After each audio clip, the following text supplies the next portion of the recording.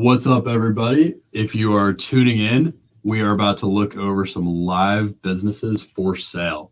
I'm Brody Vinson, and I'm Ryan Santa.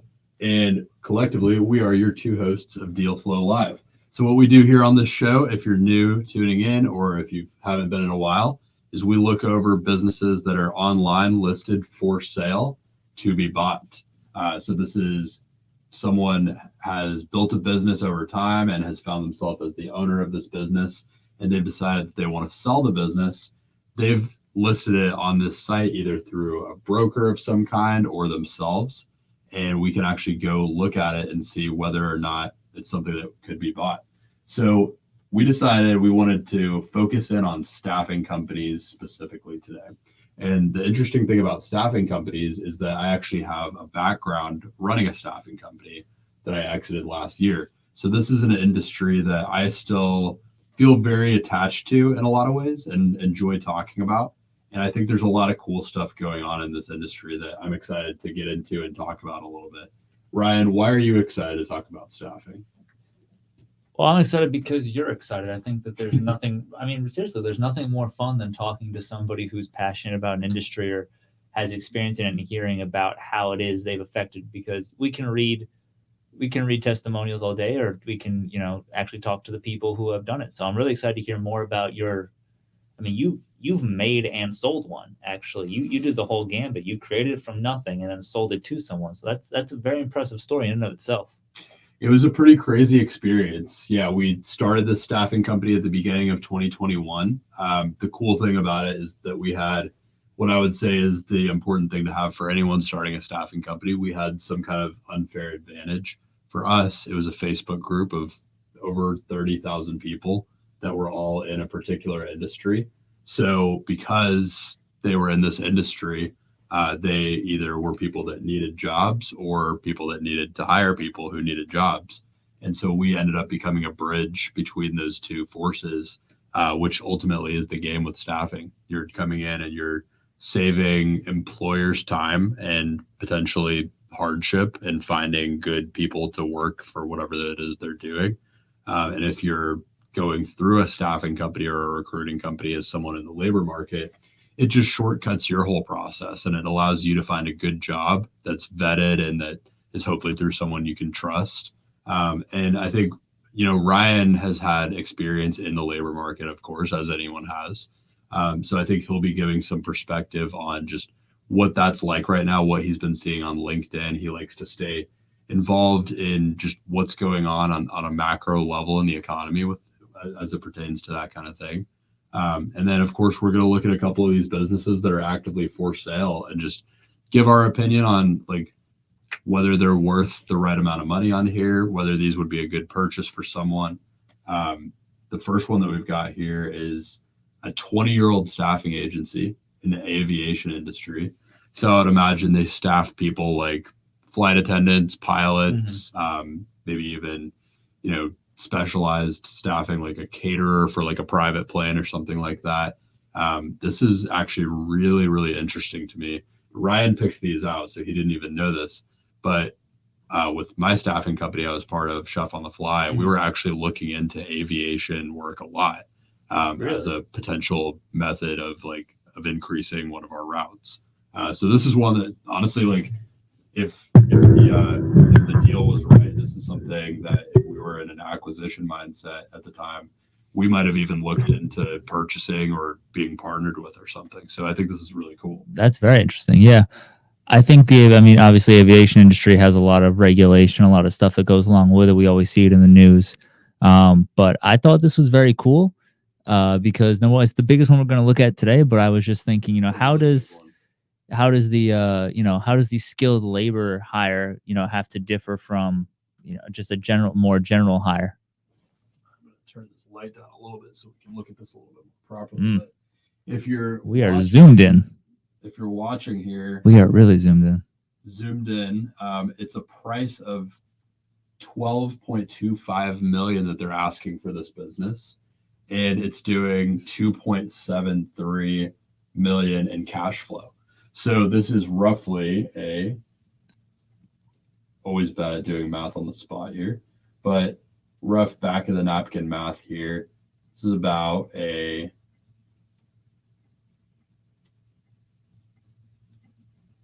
4.48 multiple on this business, meaning cash flow times 4.48.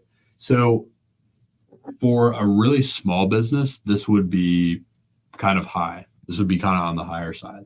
But I'm actually going to say, I think for this particular business, as established as it is, and as large as the cash flow is, the margins aren't crazy. It's only doing 2.7 off of 24, almost 25 million per year.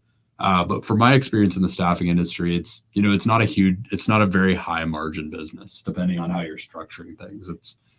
It's the type of thing where you're making a lot of your money and doing giant volume. Mm-hmm. We did a lot of volume in just a short amount of time, but it wasn't a crazy high margin business. So I'm not surprised to see that the margins are the way they are. And 4.48 on a business this big is actually that's a pretty good deal. I think it's appropriate. Yeah, if I was in the market for something like this is something I would be seriously considering. I think this is probably a private situation because I believe airlines the major ones handle their own staffing. From my understanding, people who work in that industry, they have specialty sheets and they're like on call and like they have certain day.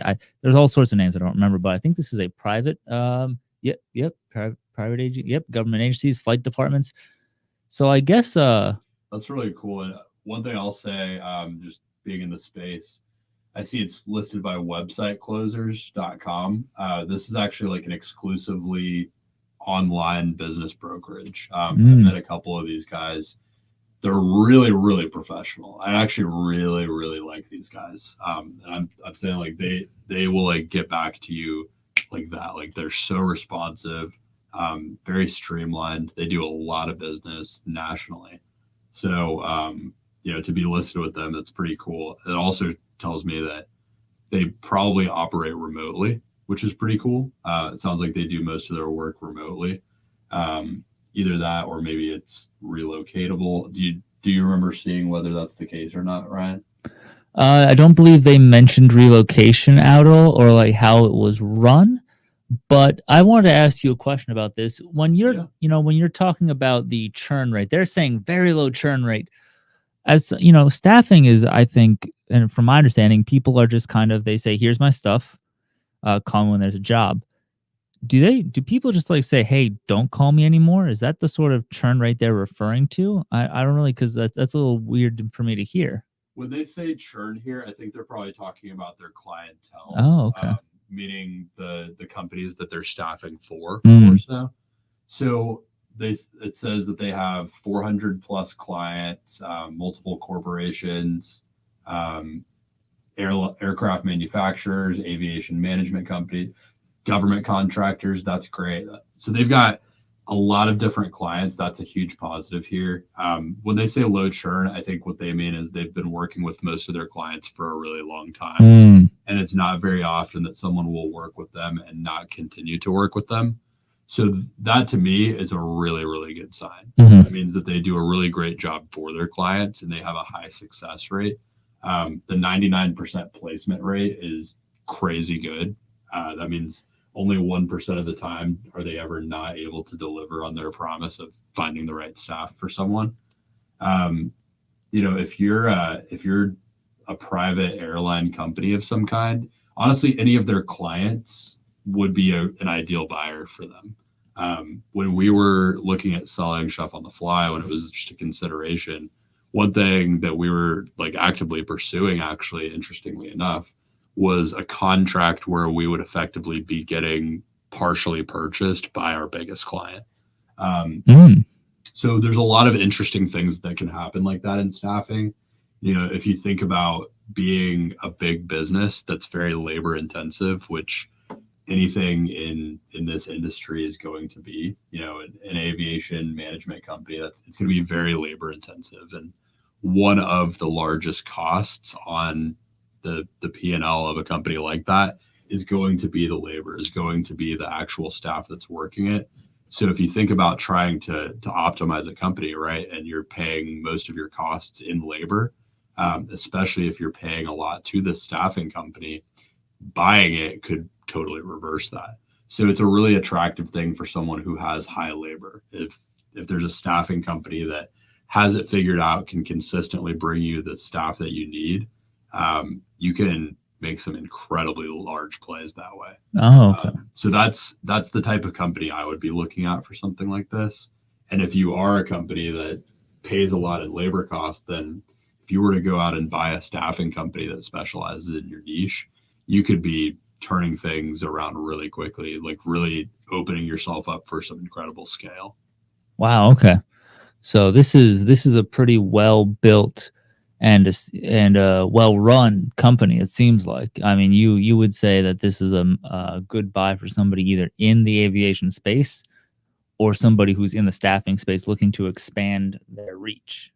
Yeah, honestly, like I don't know anything about the size of their clients, like from a hands-on experience, but they say here that they've got multiple like well-known Fortune 100 and 500 companies as clients. I honestly would not be surprised if this company gets bought by one of their clients. If I was one of their clients and I had been paying them, if I'd been with them for 20 years and been paying them for that long, like I would probably want to buy them. They also mention here, this is something we haven't talked about in this episode so far yet. They mentioned that there's seller financing available. They actually don't list what the terms are. Ryan and I have found that it's not very often that they do list out what the seller financing terms are on the actual listing. But they do mention that it's available and that it's like it could be negotiated. If you're watching on Instagram, I'm zooming in on it for you, or wherever you're watching. It's this little green marker up here that says seller financing available. So a lot of times you'll see that. And to explain what that means briefly for anyone new to that term, if a business sells for $1 million, you might not have to come up with all of that money right on the spot. I have a client right now that likely is going to sell his business here to someone pretty soon. It looks like it might end up going for about half of the cash at close or something along those lines. And then the rest would be what's called seller financed. So the seller financing is basically like when you pretend that whoever's selling the business has the other half of what the business is worth and they're giving it to you as a loan as the buyer. So if that business sold for $1 million and half of it was given at close, then the buyer might give them 500,000 of the million, and then the remaining 500,000 might be paid over the course of 5 years or something.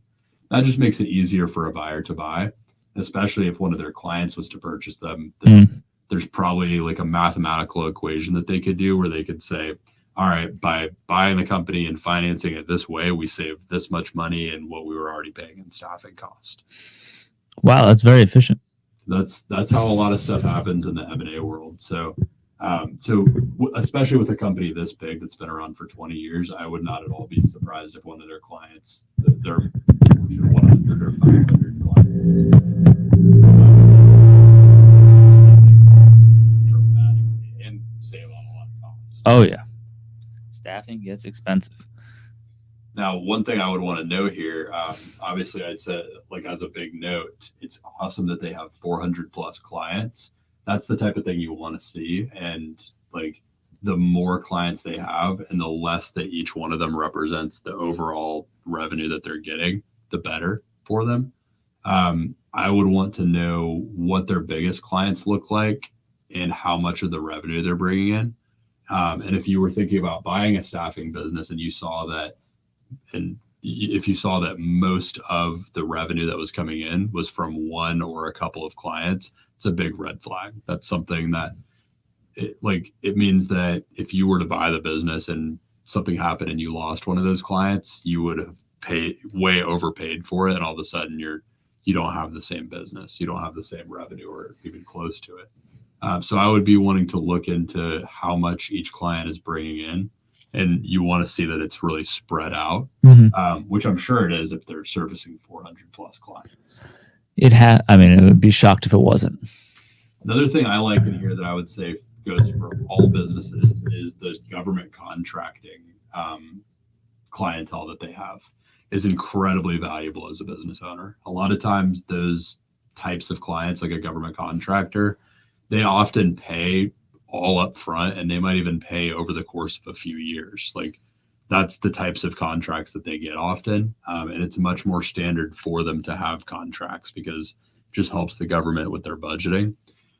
So whenever you look at it, like owning a company that has multiple long-term contracts, that kind of predictability of revenue is incredibly valuable.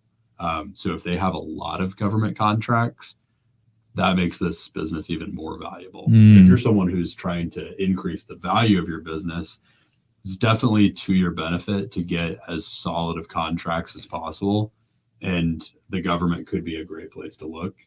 The issue with that is there's a lot of red tape to jump through for government contracts. Yeah, we know a couple of people who work in the government space, and they can say I go to work, and that's about all they can say is I went to work and I came home from work, and that's it, which is reasonable in government jobs. Don't want that stuff getting out there. So if you getting in and you pass all those tests and you get those, security clearance for most government jobs is a year-long process. I've heard. I'm not sure. I've just heard. I know somebody going through it right now. They're calling neighbors friends. Like, it's crazy. So you got that in already. That's a huge value add. Yeah, and to speak to a little bit of like the red tape of actually like getting government contracts as a business owner. This is something that we were looking into early in the days of my staffing company. Our first contract that we went after actually was a government contract, and we got all this stuff done. We were applying for like these different not licenses that you had to hold, but they're like different like registrations that you have to have, and like numbers that you have to be on the database to be eligible to get them and to bid on them.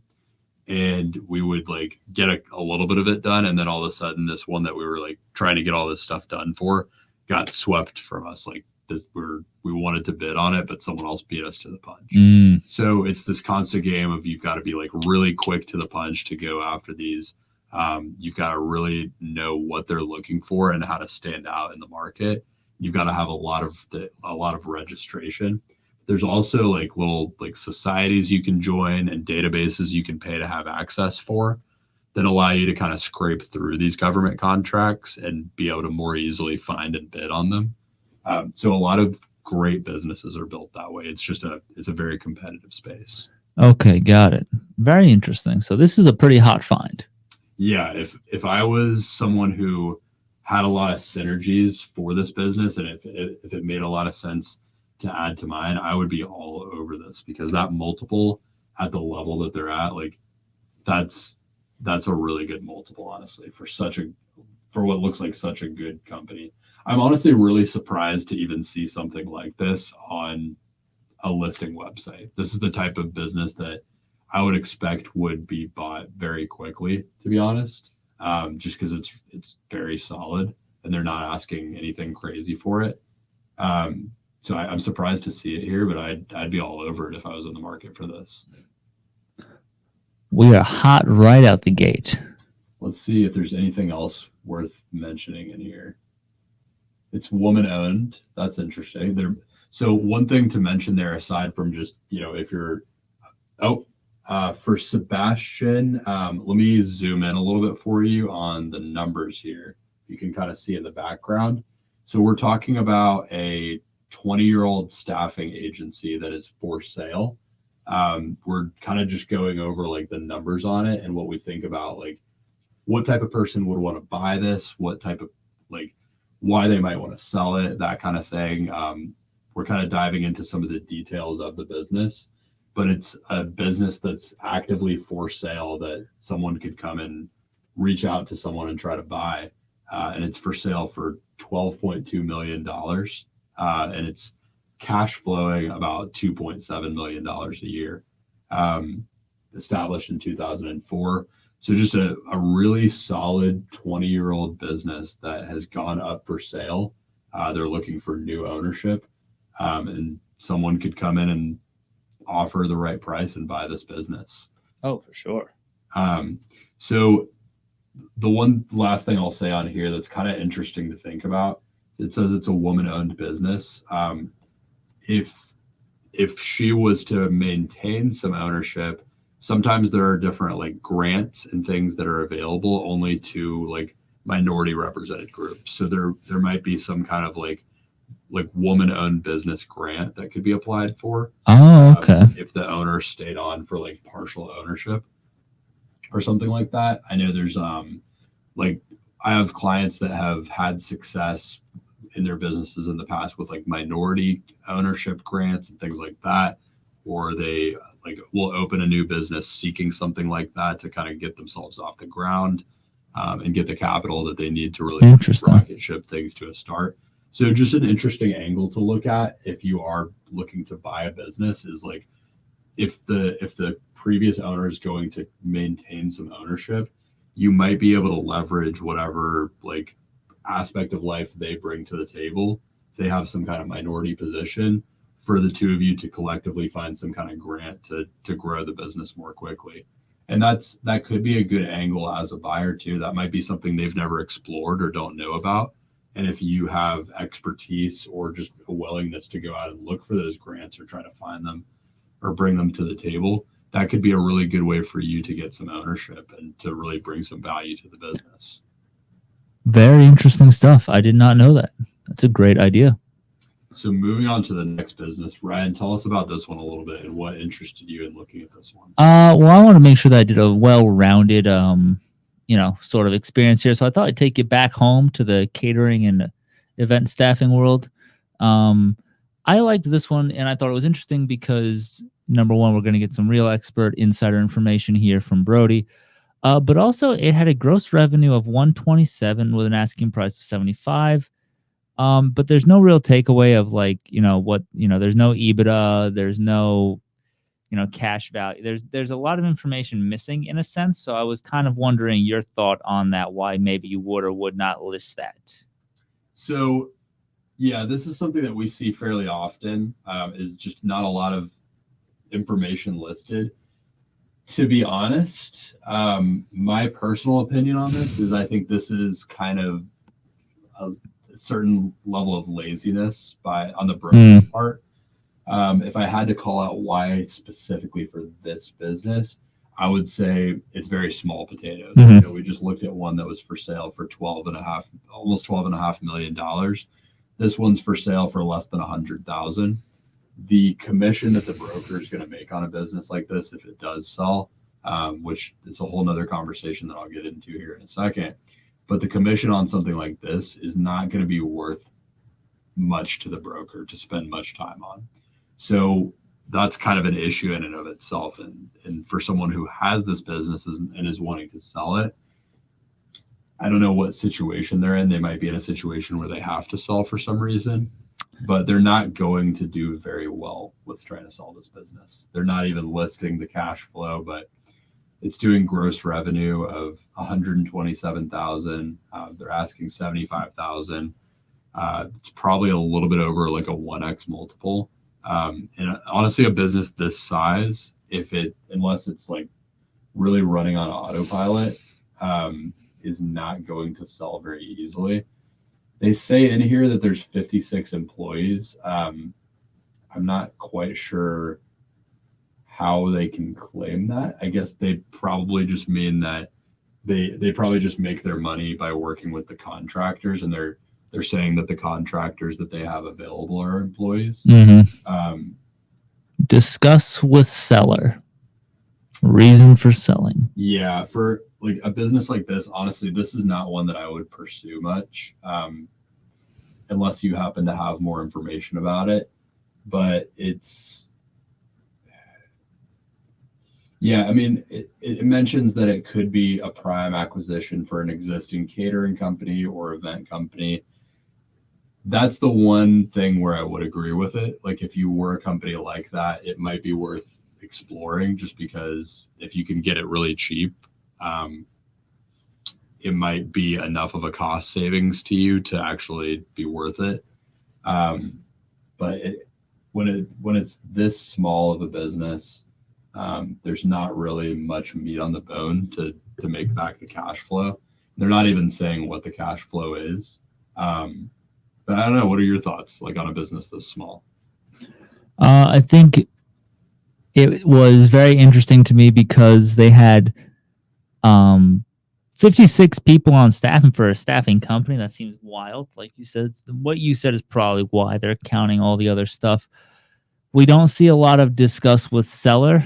And I'll say, sorry to interrupt, but I will say, like, I don't think they actively have 56 people. Just from like No. the numbers of like my business, like if like during time, because there were times where we had 56 or more people like being staffed at once. During times like that, like our revenue was like multi 100,000, right? For that many people being on staff, and it was in the same industry. So maybe they don't have the best model of how they're charging. They might just not have the best model. But for the revenue in general to be that low, with 56 people, I don't think those are all active people on staff. I think they're honestly, I think if I had to guess here, being a little bit of a critic, I would say that that's like the amount of people that they have in their database that hypothetically could be staff. Yeah, this seems like the people they have on their staffing list to call. I think this was interesting too because it felt like a really good example of either an owner who is very overly protective and not giving the broker a lot of information, or B, like you said, a broker who maybe is like, this is not, I got bigger deals to close, throw what I can, and you just talk to me if you're interested. Like, I don't want to fill out the rest of this form. So I think it's also good to know like how that can look as well from the other one, from both sides of the coin.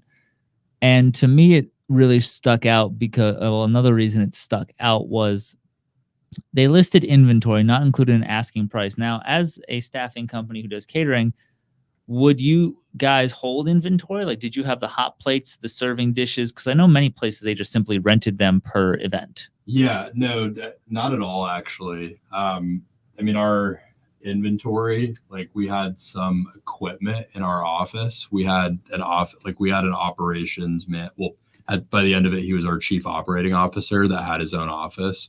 The rest of us just kind of like would pop into the office sometimes or like work from home. We wanted to stay lean, but because he was a full-time employee and was like very, very active in the business, we wanted to have him to have a good office for us to operate out of. And like we didn't have any kind of like inventory. It was like a couple computers, some office equipment, and that's about it. And that would probably be classified more as like FF&E rather than inventory. It's not something that we didn't have any like products that we were reselling. We thought about doing merch at one point just as like a way of getting the brand out there a little bit more. But like we didn't really have inventory that we were reselling. So I think it's odd that they're mentioning inventory. Did you say they are mentioning inventory? They said inventory is not included in the asking price, which is only something that you would say if there was inventory. Again, maybe this is just somebody who, as a broker, was just like, I don't really just checking boxes. I don't know how the end looks to them, but I was like, why would you mention inventory if A, you didn't have it, or B, what inventory are you holding? It's also very interesting that they thought their expansion idea, which I love when people give expansion ideas, because again, it shows that there's more thought. You're trying to give somebody something to dream on to get them to want it. Which is valuable in and of itself. If of the course, expansion plan is well thought out, it has real like meat on the bone and substance behind it. That's valuable to a buyer. Yes, I agree. Puts in their head how they would get their return. Completely. Saying you could be a janitor service doesn't check those boxes though. That was the idea, if desired. So yeah, this could be owner who is too protective, which I heard a great quote the other day. It was when somebody was asking, what if I don't want to share my business because people might steal it? Then it's not the right business for you. If you don't really believe that you can do what your idea is the best, then it's not a really good idea. You should always pursue something you really do feel you could tell the world and still outperform everybody else, or still do the work to get other people to say, that's the guy who's going to do it the best. So I think the same thing comes to selling a business. If you're being overly protective of selling your business, perhaps it's not really supposed to be sold right now. Perhaps you shouldn't sell because it's not in a state to be sold. So this one was interesting because I felt it had a lot of those pieces that we don't normally see pop up. Usually people have a very cultivated listing. This was a good one for you to tee me up to be a critic on. So I appreciate You that. have to be, though. Yeah, for these small ones, if it's someone, if it is the owner that's being protective of the information here, that mindset is kind of a losing mindset as a business owner, in my opinion. Because if you are unwilling to share anything and give up any kind of control of any kind, I get where you're coming from, but how are you ever going to remove yourself from the business? Yeah. Right? That type of person that can't give up any control like that ultimately is not really going to be able to build themselves out of the business. And so if they can sell their business at all, they're most likely not going to sell for the amount that they want to sell for, but they're also probably going to have to stay on as a worker for the business. And you see that very commonplace. It's actually not very common that someone just sells their business and they're like, I'm out the next day. Usually there's some kind of transition period.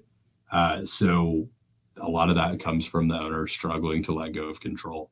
So I think this is a good thing to talk about on both sides of the coin, is like, that is a big trap, that letting go of control trap. Yeah, we can do a whole episode on that, because I think you personally went through that. I think you've gone through that twice now, right? The exiting? Yeah, the exiting twice. 2 exits under your belt already, and you're what? 27. Yeah, wow, 2 exits. So yeah, I mean the letting go of control thing, like I'll tell anyone, I really only think, I think like part of if not the main reason that I was even able to exit the company is because we let go of some control. We basically had our chief operating officer running the operations for us. And if the owner, a lot of times what I see with these smaller businesses is the owner of the business is running all of the operations themselves, or a very large amount of the operations. And a lot of times it's like, it's not their fault necessarily. It's because they started out that way. And that's what it took for them to be successful. They probably bootstrapped the business, meaning they started it with their own capital and kept costs lean. And maybe they didn't want to bring anyone on at first, or maybe they brought some people on, but they didn't want to give certain parts of control to them. Maybe they have trust issues because they have given control to people in the past and they've been taken advantage of. That certainly happened to me.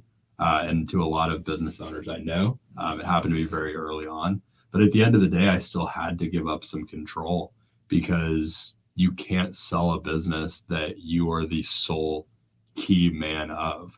And actually, I learned that the hard way through the first business I sold, which was my father's business. He passed away and he was the key man of the business. And so the business was able to be sold, but it sold for pennies on the dollar because he was the key man. And so one of the employees did step in and take a larger role, but there was a discount applied to the purchase price that they bought it for, because they were going to have to treat it as a job at the same time. So if a business is going to be a job for the owner, it's not worth as much.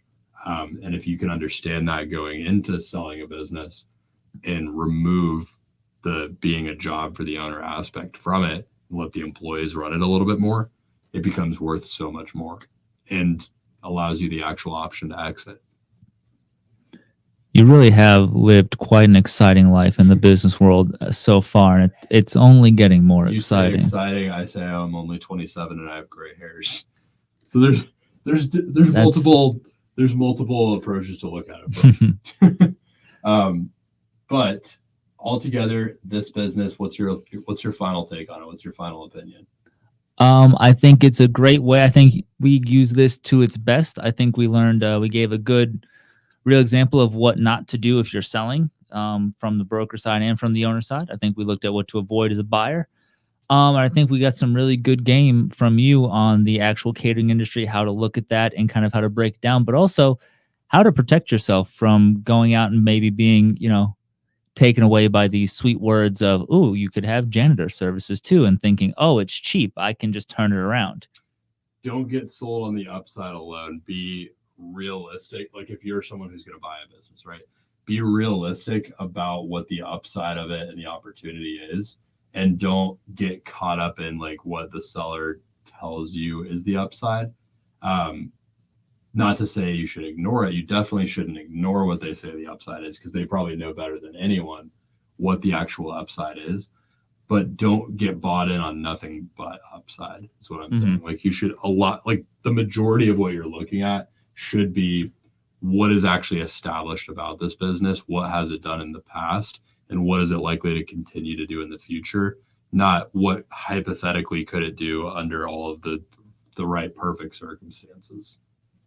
So we've got one other business to look at here today. Let's go ahead and jump to the one that I've been excited about, because it very much aligns with some stuff we've been working on and talking about. That's why I sent this one last. I was really excited for it. I feel like it takes the best parts of the first one, avoids a lot of the pitfalls of the second one. Also, it's from one of our favorite brokers that we see on here, Transworld Brokers. Shout out Transworld. You guys are always coming through with some really good listing.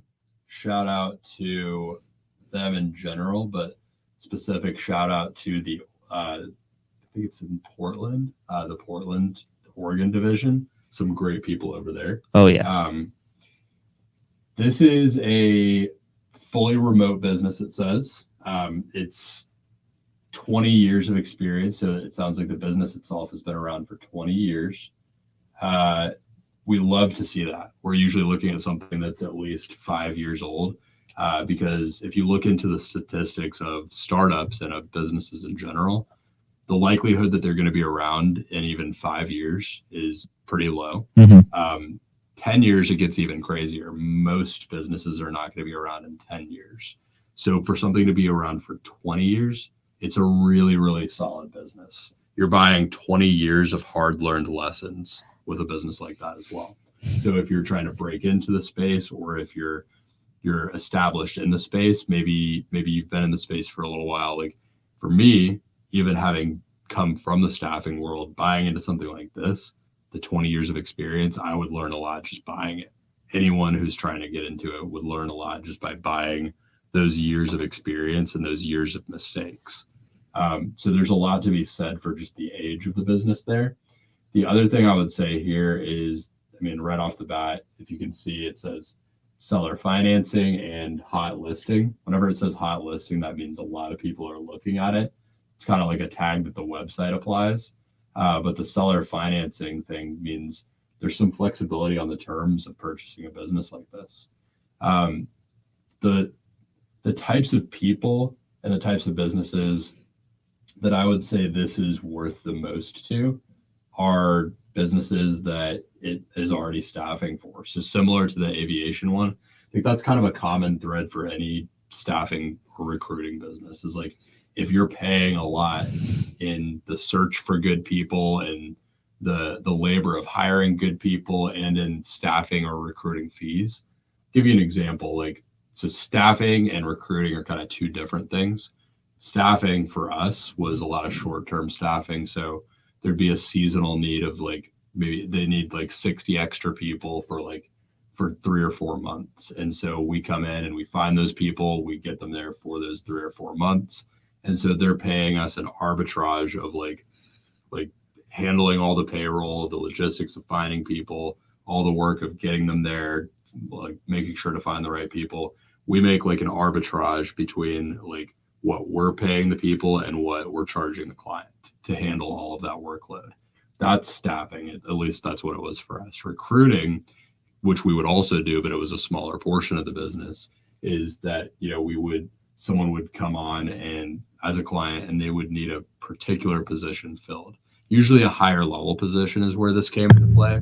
So for us, because we're in the chef and cooks space, it would be like an executive chef or like a high level sous chef that needed to be placed to kind of like run this whole kitchen or division or something. And so for someone like that, they would come in, they would have like a set salary that the place was going to be paying them. And so our fee for handling, like finding the person, vetting them, getting them integrated and everything like that, our fee was like a percentage of that salary in the first year. So usually that's like one big chunk of money that you get paid. That's how a lot of people get started in this. Like if you're really like lean and you're like you don't have some like big unfair advantage. Maybe you're just in the space and you want to like go out and kind of like hunt for some deals. Those recruitment fees can be incredibly lucrative. Because if you talk about like a high level position, like some of these executive chef positions for us, these people would be making like 80, 90, 100 grand per year at a really high level to be the executive chef of this like this very large kitchen with a bunch of people working in it, or of like a, or if it like a yacht or something would be another example where they're going to make a pretty high salary. So the recruitment fee on that could be anywhere from like 13% to like 20, 25%, depending on the industry, depending on the standard and what the competition is like. And so if you place someone at $100,000 a year salary and you make even 13% of that, it's 13 grand for facilitating just someone finding some work and for facilitating the employer on the other side finding a good person. So people get started in that way. That's an incredibly lucrative way to do it. But at a large scale, the staffing and the arbitrage you make there is really interesting, because when you start staffing a lot of people, you're making like a certain percentage of money per hour that the people are working. And so if they're working a lot of hours, like when we would get into overtime work, which a lot of times we would, because they just need so much help during the busy season, we would get into overtime work. That's where things got crazy. And like we would have employees that were working there that would make like $5 grand a week sometimes. Wow. Like, it would get crazy, or maybe every 2 weeks, depending. It would get crazy for them, crazy for us. And a lot of that just comes out of need for like some big thing comes up where like they have a huge influx of demand. And they just need to bring people in to really be killers for a couple months, but not after that. Wow. These are really interesting businesses. For a business like this, I'll give you a great example. Like I'm talking to some different HVAC companies right now here in town, and something very commonplace with them. Some of the most established, best ones have figured out ways around this. But for a lot of them, as you might guess, here in Florida, it gets hottest, like anywhere, it gets hottest during the summer. And so like during the winter, it's cold and you're not really worried as much about your AC. And it doesn't really get cold enough here to have to worry about things like heating most times. But as soon as you get into like April, May, June, July, like it heats up here. And if you don't have working AC, that's where things get really bad. So a lot of these HVAC companies make a lot more of their money during the summer and the months surrounding it than during the winter months. And so they have a very seasonal nature to them. So for a company like this, I would have to look into the business and their operations more, but I would guess that they probably are making a lot of their money taking advantage of that and finding like good people to work in those types of businesses that just want to come on for like a seasonal time and really be a killer, make a lot of money, and then come out. And maybe they make like a percentage of what the hourly rate is. Maybe they just charge like a flat fee for it. But it's a really interesting type of business, one that a lot of money can be made in if you're good with people and have industry knowledge and can qualify people well. But they're a great business. It's a great business to work alongside as a customer of them too, because you potentially solve this huge staffing issue and allow yourself to scale up more as well. Wow, that's very interesting. I never knew that it was there were so many complexities, and perhaps not, I think complexities is the correct word here, but there were so many different methodologies and factors that went into simply saying, this person needs a job, you have a job, we're going to facilitate that. It's more than just, hey, sign these papers. Okay, you have a staff member now. It's far greater than that.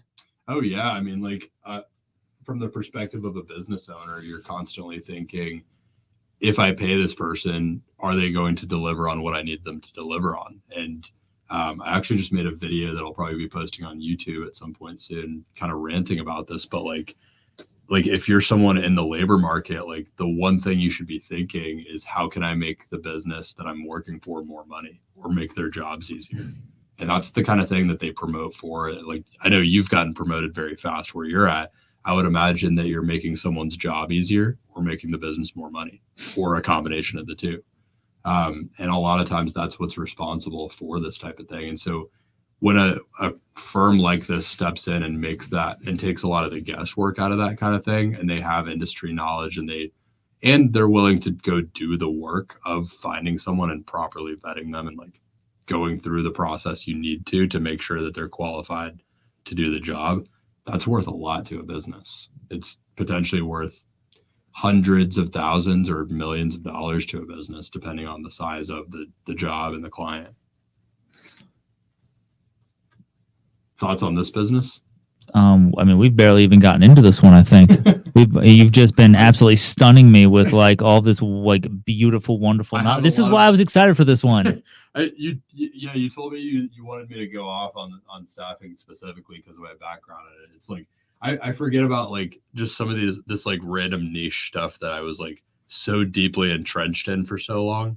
But I mean, yeah, staffing is it's a great space to get into for someone like early in entrepreneurship, because there's always going to be opportunity. Like the labor market is never going to be like hugely efficient or solved anywhere.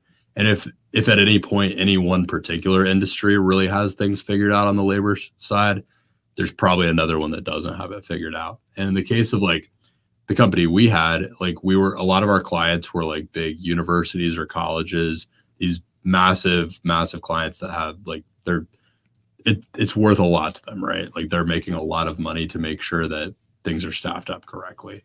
And the other thing is they make a lot of money in revenue from, like in the case of colleges and universities, they make a lot of money in revenue from tuition. And so they can throw around big checks to make sure that things are staffed properly. And we were able to take that and make an opportunity out of it. I have a friend that's in the physician staffing space, and we were talking about how there's a lot of similarity there because hospitals obviously also make a whole lot of money. They are usually very busy and have a lot of people coming in, paying them tons of money to get stuff done. And so they're able to throw around massive checks to make sure that they have the doctors that they need on staff, the nurses that they need on staff. You could look at almost any industry and look at like the big fish in that industry and see like opportunity in that, where there's probably inefficiencies in the staffing. And if there's any kind of seasonality to it, if there's any kind of like seasonality to like the need for staffing, that's an opportunity where like for them to hire, like in our case, like they would need like 50, 60 people at once that we needed to bring to them. And for them to go through the trouble of doing that, I mean, bro, it was a lot of work. Like it was a whole lot of work. We were sourcing people from like all over the country, all to come into one place. That meant flights for everyone, Ubers for everyone, or like a bus to pick them up, hotels for them, like while they were there. It meant like managing all of their background checks, making sure that they had the proper experience that they said they would, or that they said they did, doing like little checks into that to check references. Like if you're going about hiring and staffing for your business the right way, it is a lot of work. And a lot of times it doesn't work out for business owners because they don't put in that lot of work that it actually takes to do it right. And then they end up with an employee that doesn't work out. And there's not a good way around that per se, because a lot of times they're very caught up in the actual day-to-day of the business. If you look at like a well-oiled machine, like an Apple or Google or something like that, they've got entire staffing departments where they're doing it internally for their specific need. And they have those inefficiencies worked out in a lot of cases. But then there's other, the first one we looked at had Fortune 100 and 500 clients. So there's opportunities all the way at the highest levels too. What are your thoughts on staffing in general after this conversation? I think it's something that I would never want to start on the ground floor of.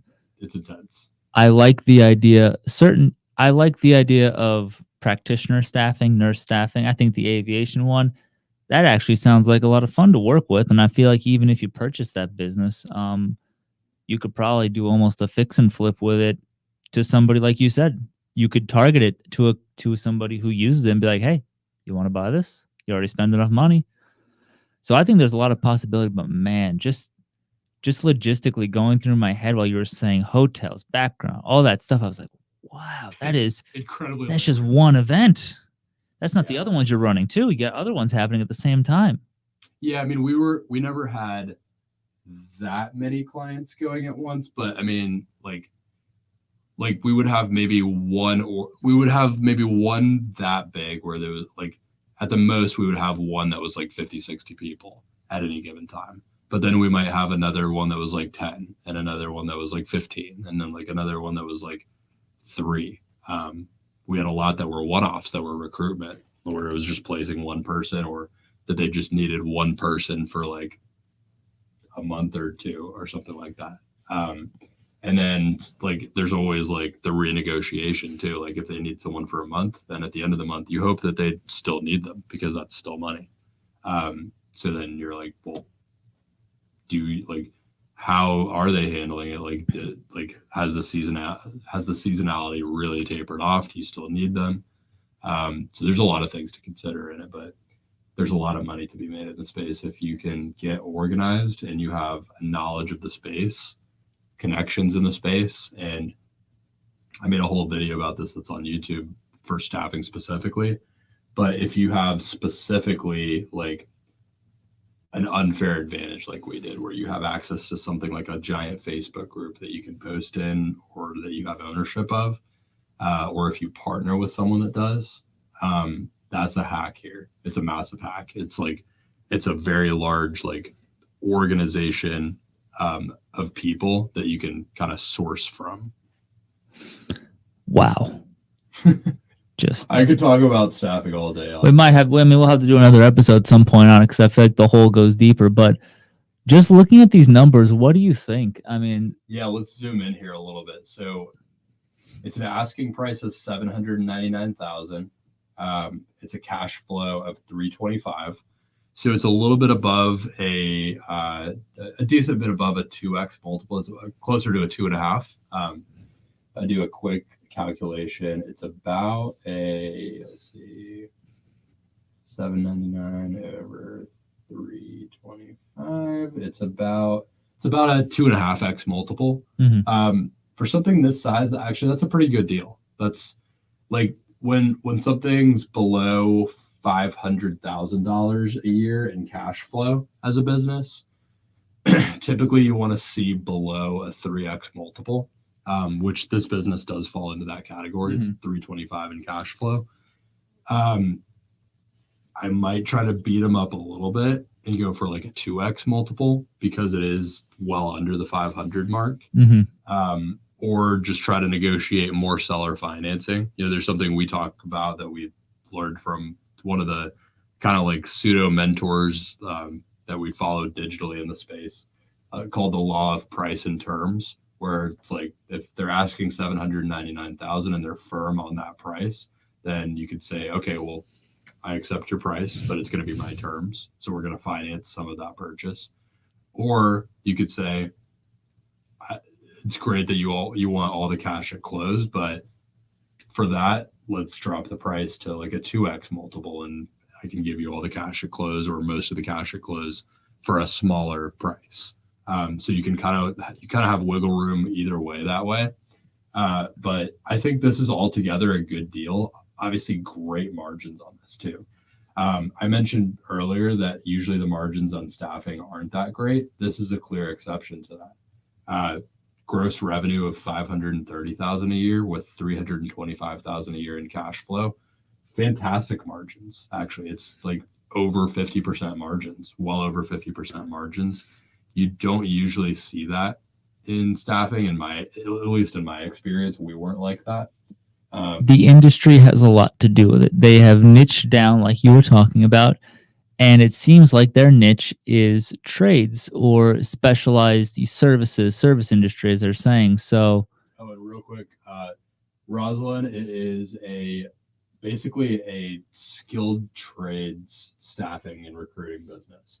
So it looks like like if we drill into what it is they're doing, they don't give a lot of specifics on what types of skilled trades.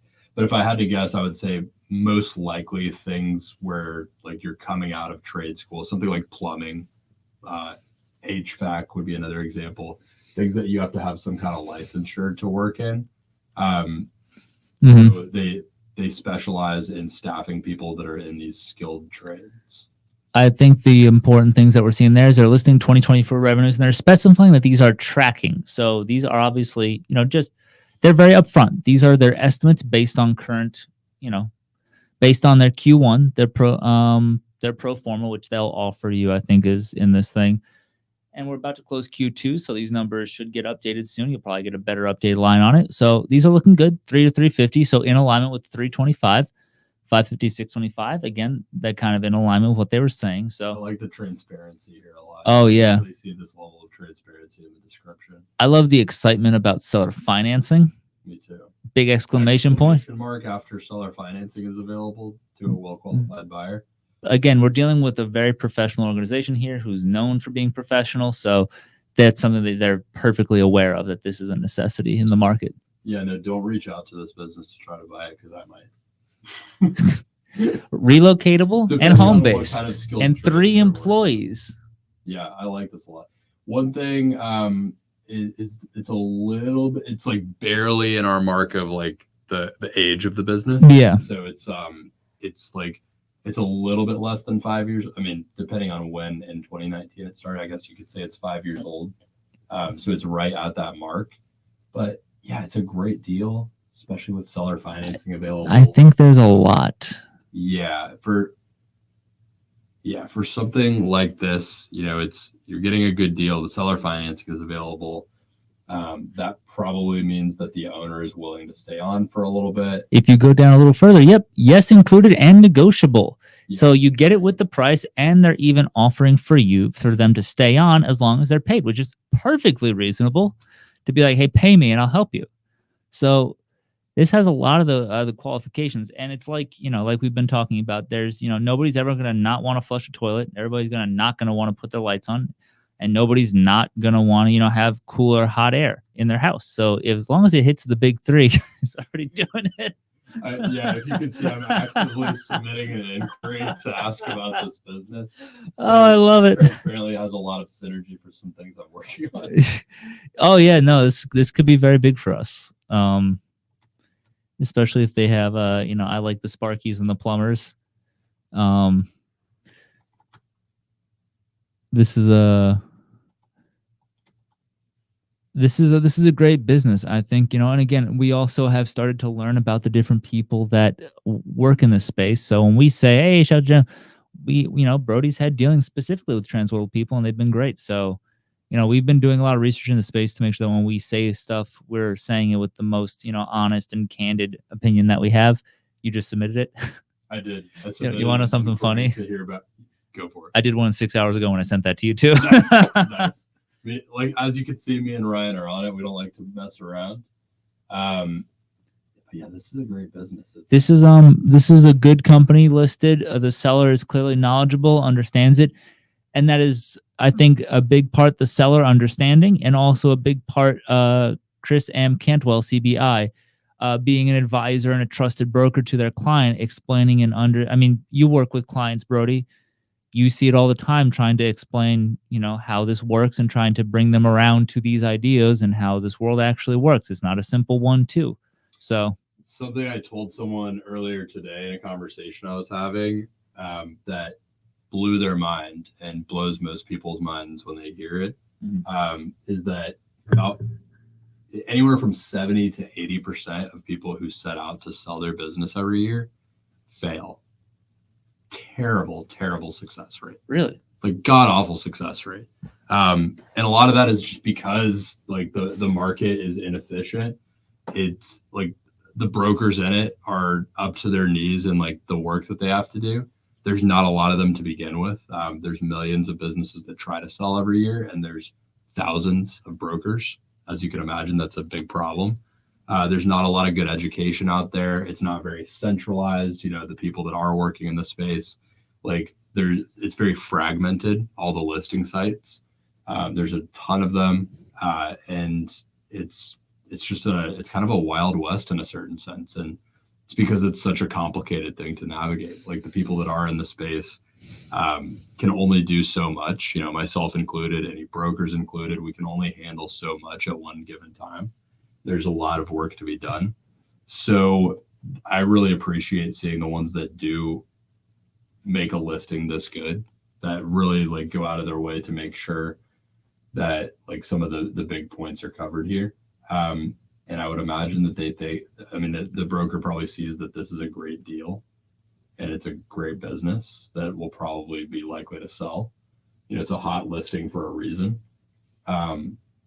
But yeah, I talk to people all the time that, there's all these like counterintuitive things where you go to sell a business and you think one thing, like to you, it might feel like it increases the price you're able to sell for or makes it more attractive, when it's actually the opposite to a buyer. A lot of people will be like, oh yeah, like I do all of this in the business, like because they have a lot of ego and they're like they think that shows that the business itself is great, but then all the buyer hears is, so if I bought this and you weren't in it, it wouldn't be a business. So there's a lot of counterintuitive things like that. Mm-hmm. A good broker should be educating on things like that and should help them understand that kind of thing. I wholeheartedly agree. Unfortunately, Brody, I think that's about it for us today. I think we've hit our time. This was a great episode. This was so much fun. Being kind of just like a staffing knowledge sharing session, but I enjoyed it a lot. Considering that both of us had such exhausting days today, this is what brightens our day. This is what makes us happy. So I'm glad we could share this with all of you. And I think you can catch me on LinkedIn, Ryan Santo on LinkedIn. Shoot me a message and a request. And you can catch Brody in a lot of places. Yeah, you can catch me, my name anywhere, Brody Vinson, on, if you're maybe watching me on Instagram, LinkedIn, YouTube, Twitter, or something else right now, Facebook. You can catch me on all those at Brody Vinson. And we do this every Tuesday night at 6 p.m. Eastern Standard Time, or right around there. One thing we've been doing recently is honing in on a particular industry to look at each time. So honestly, since we started doing that, I've been having even more fun with it. We'll probably continue looking at specific industries as we go forward. So if you ever have a particular industry you want us to look into, find us, let us know ahead of time, see if there's like an angle that we could cover that you would find interesting or that you might be looking in, and we would love to cover it. And if you're an expert in industry, if you own businesses in a certain area, you've worked in a certain area for a long time, hit us up. We'd love to have you on the show, get a real honest critique from people. We'd love to bring on, if you do brokering services, hit us up, see what we can do for you, see if we can maybe promote some listings if they're good. Yeah, this has been a really great episode, and I'm really excited to see, actually, you know what? I'm going to send you in an email some ideas for next week. I think we're going to have a real good thinking show next week. A lot of thoughts are going to happen. Oh yeah. It's always a big thinking session here at Deal Flow Live. So thanks for tuning in. Again, I've been Brody Vinson, and I've been Ryan, and we'll see you next Tuesday at 6 p.m. Eastern Standard Time. Love it. That was a really good one. Everyone's a good one.